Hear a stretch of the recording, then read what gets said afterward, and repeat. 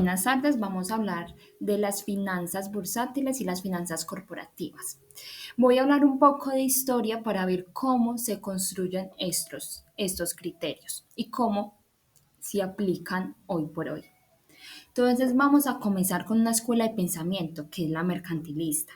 ¿Qué caracteriza a esa época?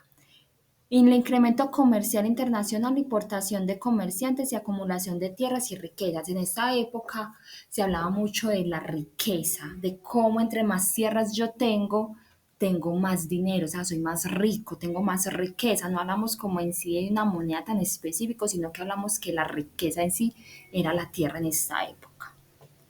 Una desventaja es que favorecía a un grupo específico, a las potencias que controlaban dichas leyes. Después hablamos de los fisiócratas.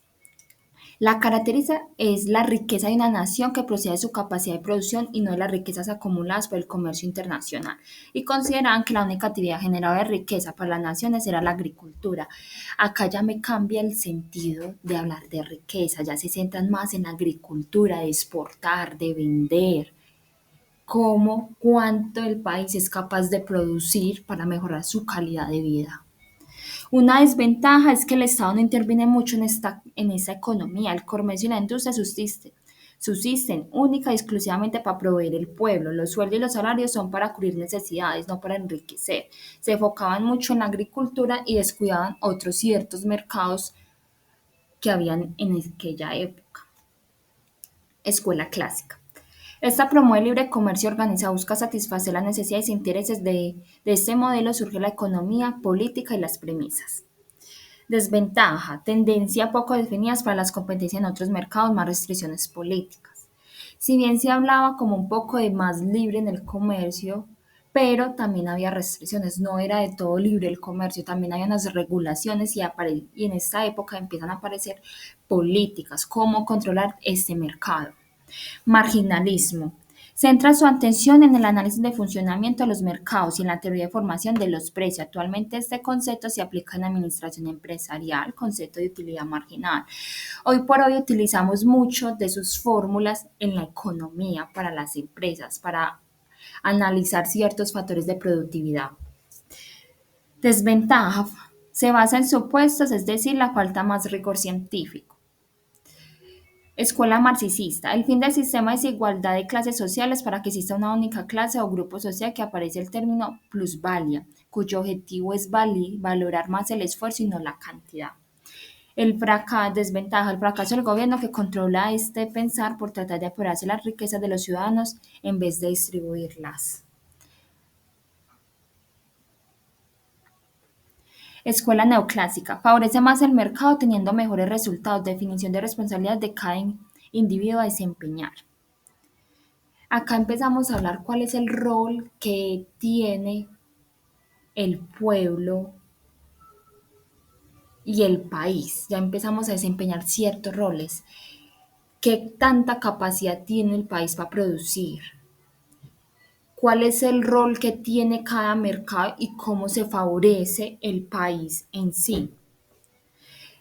Desventaja, muy formal, no considera el factor humano.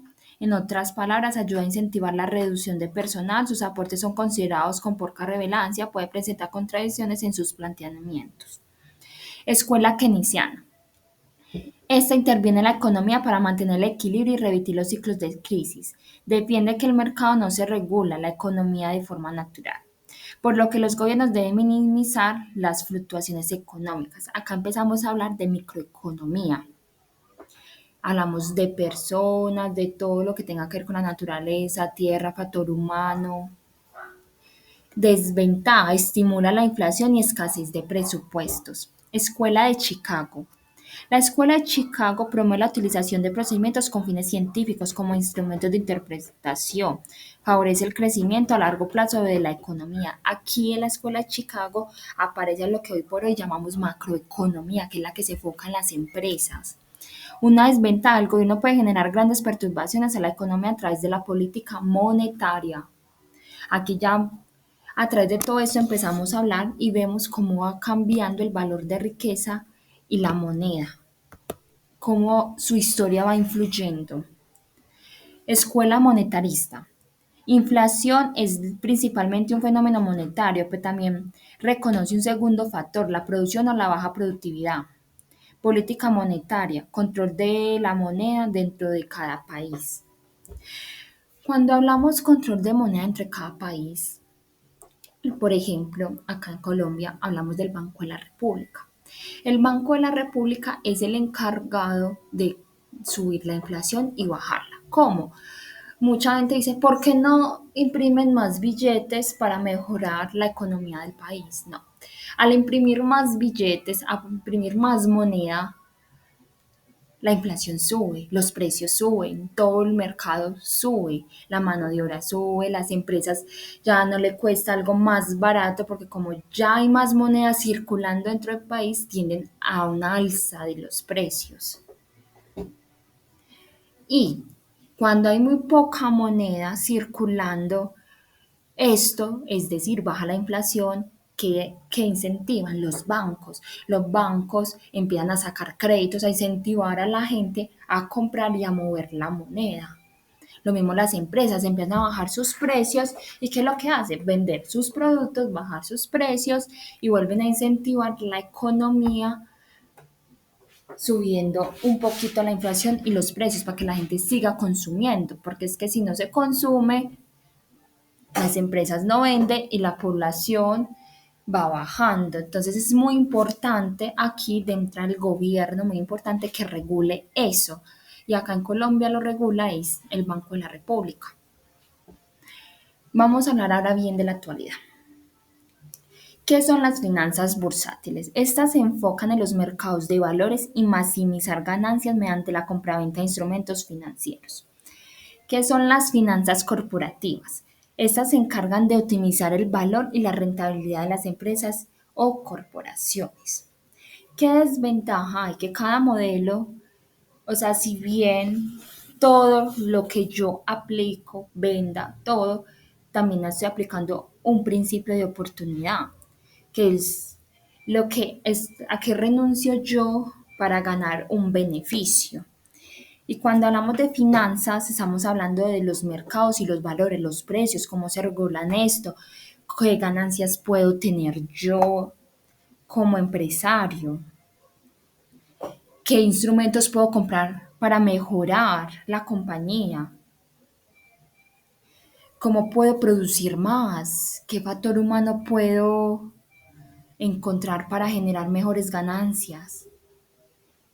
O finanzas corporativas, cómo puedo optimizar el valor de esto, cómo puedo hacer que este valor para competir en el mercado, qué puedo ofrecer para competir en el mercado, qué rentabilidad hay.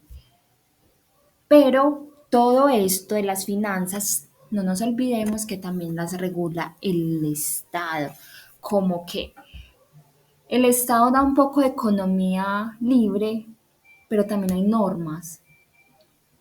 Entonces, el Estado no se mete mucho en los precios, pero también brega que todos tengan lo mismo.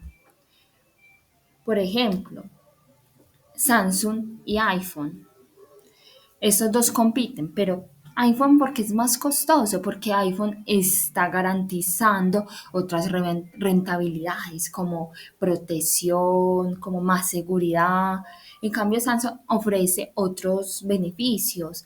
Entonces, ahí es donde hablamos mucho de cómo se mueve el mercado, la moneda de las empresas y todo viene desde el pasado a lo que estamos actualmente hoy. Muchas gracias, esto es todo. Feliz tarde.